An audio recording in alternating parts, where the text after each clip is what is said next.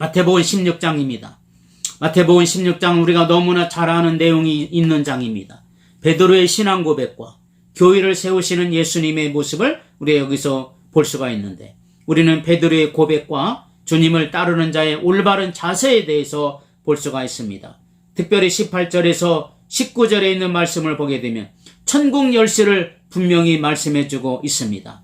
예수께서 대답하여 이르시되 바요나 시몬아 내가 복이 있도다. 이를 내게 알게 한 이는 혈육이 아니요 하늘에 계신 내 아버지시니라. 하늘에 계신 아버지, 그냥 아버지라고 해도 되는데 굳이 예수님은 하늘을 소개하고 있습니다. 또 내가 내게 이르노니 너는 베드로라. 내가 이 반석 위에 내 교회를 세우리니 음부의 권세가 이기지 못하리라. 내가 천국 열쇠를 내게 주리니 내가 땅에서 무엇이든지 매면 하늘에서도 매일 것이요 내가 이 땅에서 무엇이든지 풀면 하늘에서도 풀리리라. 예수님은 베드로에게 천국 열쇠 사건을 얘기합니다. 사실 이 베드로가 이 말씀의 중심을 해서 베드로에게만 교황권이 있다 그래서 첫 번째 교황으로 섬기고 있는 캐톨릭이 있지만, 그러나 이 베드로는 예수님의 제자일 뿐입니다.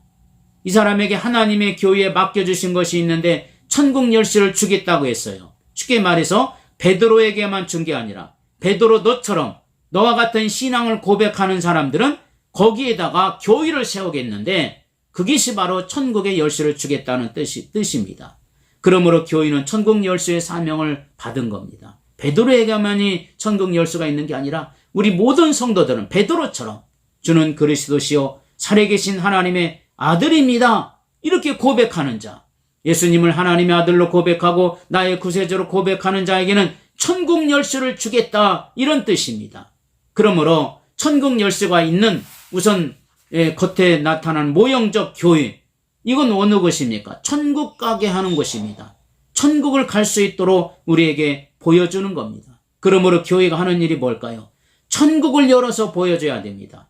열쇠가 있으니까 그 나라의 영광을 다 보여줘야 돼요. 교회 와서 신앙생활하고 서로 사랑하고 헌신하고 봉사하고, 이것이 바로 천국이구나, 이렇게 보여줄 수 있어야 돼요. 교회에 천국 열쇠가 있으니까 충분히 교회를 통해서 우리가 천국을 보여줍니다. 예배하는 것이 천국 가서 예배하는 것처럼 우리가 주일날 교회 오는 것도 그냥 단순하게 교회 오는 것으로 생각하지 말고 내가 잠시 동안 천국의 모형에 가 있다, 내가 지금 천국의 모형에 있는 곳으로 가고 있다, 이렇게 생각을 하고 정말 기쁘고 즐거운 마음으로 천국 가는 마음으로 교회 오는 거예요.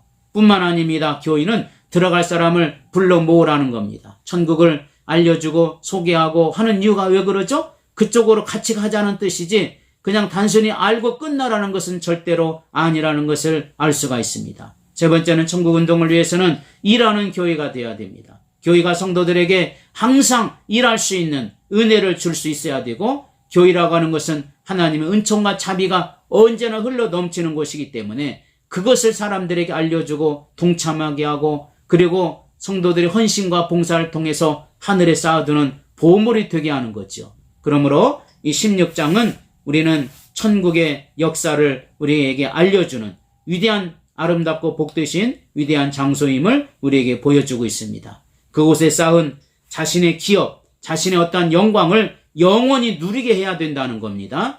그 다음에 17장은 이제는 예수님께서 실제적으로 천국의 모습을 보여준 변화산의 체험입니다. 이 땅에 계시면서 사람들에게 천국의 모습을 실제로 보여주는 장인데 1절에서 5절까지는 하나님의 나라가 변화산에 임하는 이 광경입니다. 특히 2절에 보면 그들 앞에서 변형되사 그 얼굴이 해같이 빛나며 옷이 빛과 같이 희어졌더라. 예수님이 이 땅에 있는데 천국에 살아가시는 모습으로 그대로 지금 변형됐다라고 소개하고 있습니다. 천국 모습을 지금 제자들이 보고 있는 겁니다. 천국의 영광이 이 산에 지금 임하고 있는 겁니다. 3절에 보면 그때 모세와 엘리야가 예수와 더불어 말씀하시는 것이 그들에게 보이거늘 제자들이 깜짝 놀란 것 중에 하나가 바로 이겁니다. 이미 죽어서 수백 년, 수천 년이 흘렀던 모세, 엘리야, 이런 사람하고 같이 예수님하고 대화하고 있는데 산자와 죽은 자가 만나는 것이죠. 천국은 그런 곳입니다. 주님과 만남의 역사가 있는 곳입니다. 그러므로 우리가 이 천국의 모습을 지금 재현하고 있다는 것.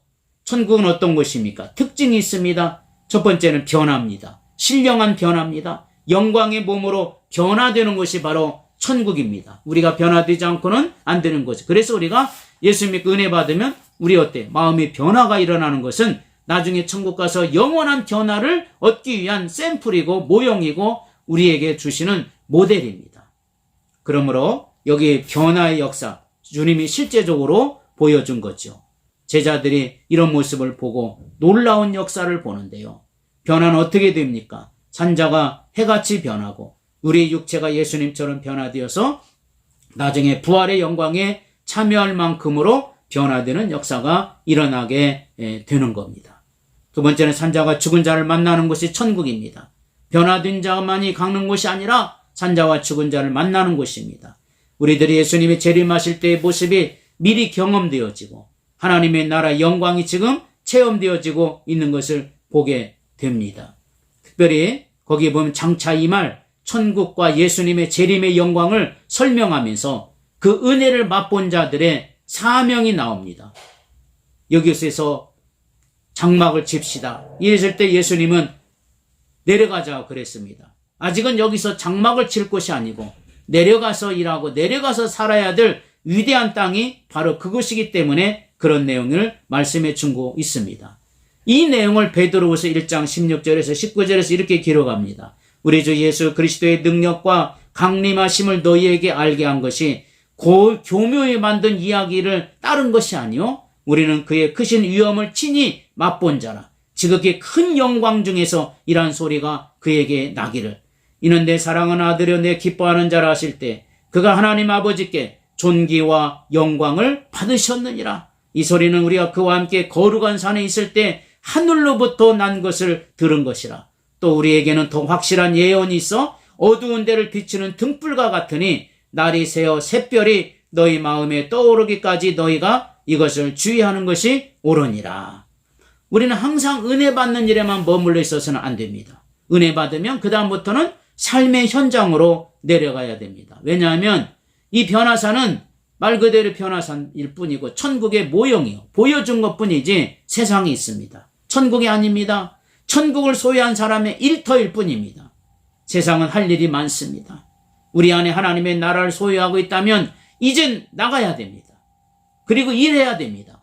그리고 필요한 것을 구해서 얻어가지고 주님의 뜻을 이루어가는 우리들의 모습이 되어야 됩니다. 그러므로 베드로처럼 우리가 여기 있는 것이 좋사오니 여기에만 국한되지 말고 이제 우리가 하나님의 나라를 알고 깨달았다면 온 세상에 나가서 전해야 될 사명과 의무를 우리들이 가지게 되는 겁니다.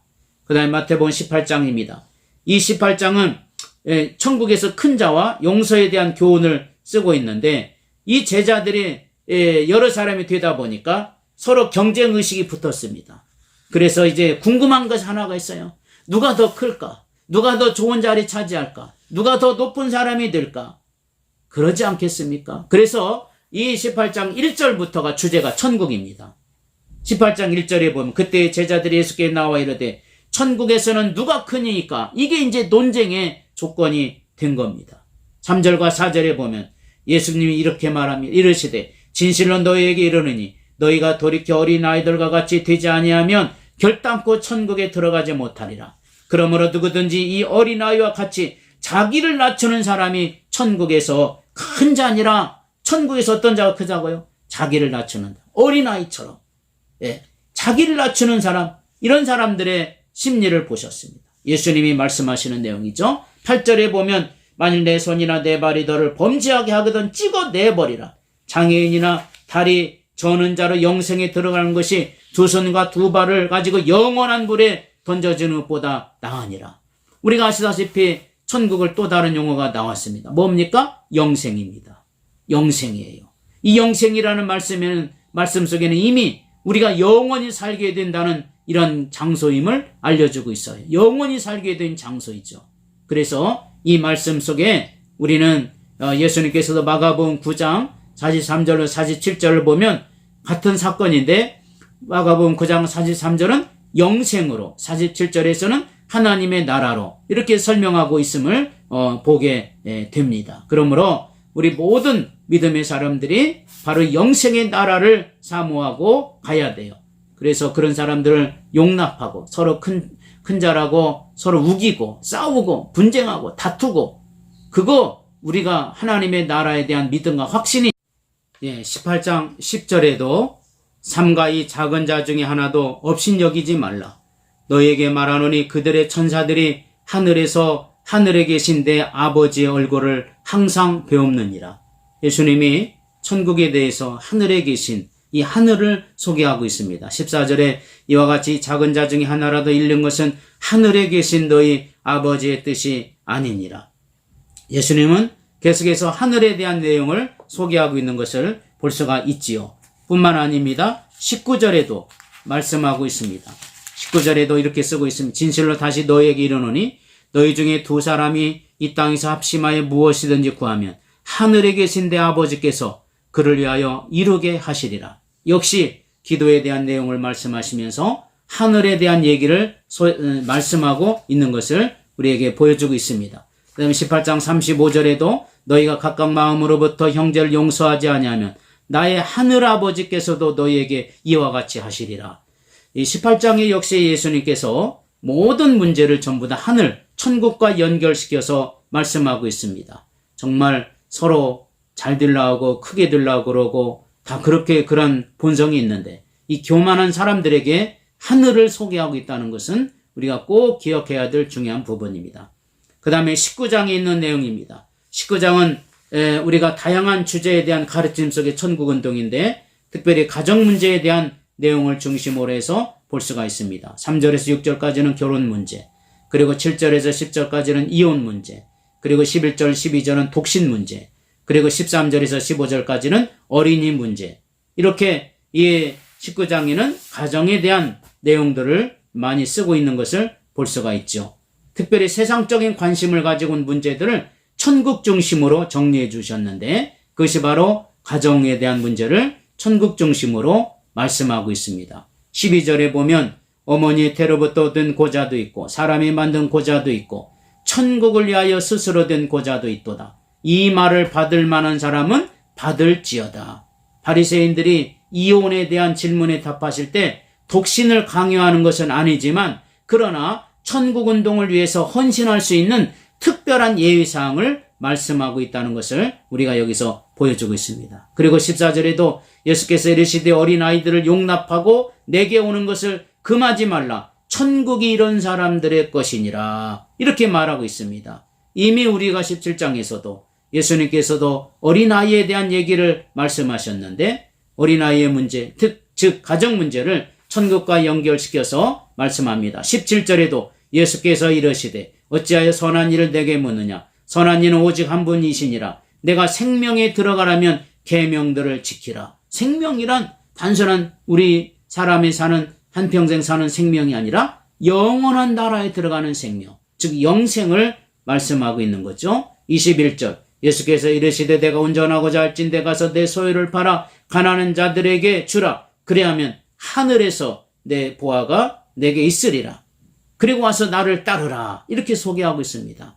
하늘에서 보화가 있고 보물이 있으니까 헌신에 대해서, 그리고 소유를 팔아서 가난한 자들에게 구제하는 것에 대한 그 역사를 어디를 보고 하라는 거죠? 하늘을 보고 하라는 겁니다.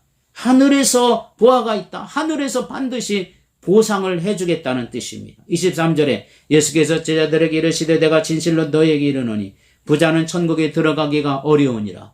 부자가 설명하는데 부자의 어떤 부정면적인 것, 또 잘못된 것, 이런 것들을 설명하는데 역시 천국을 비유를 들어서 말씀하고 있습니다.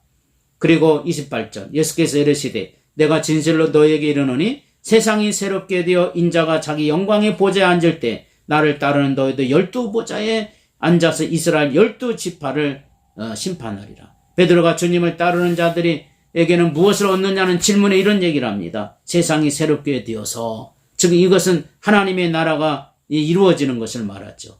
그리고 예수님께서 이 땅에 오실 때 너희는 하나님의 나라에 들어가서 12보좌에 심판할 수 있는 은혜와 축복과 영광을 얻게 될 것이라는 겁니다. 그 다음에 20장입니다. 천국운동을 위한 일꾼입니다. 20장에는 우리가 또 중요하게 천국운동을 위해서 일하는 사람들의 어떠한 일의 자세를 말하고 있는데 여기 천국운동을 위한 일꾼으로서 20장은 포도원의 품꾼의 비유를 말씀하고 있습니다. 한마디로 말해서 천국을 소유한 자는 일해라는 거죠. 일하지 않으면 천국을 소유한 가치가 없는 겁니다.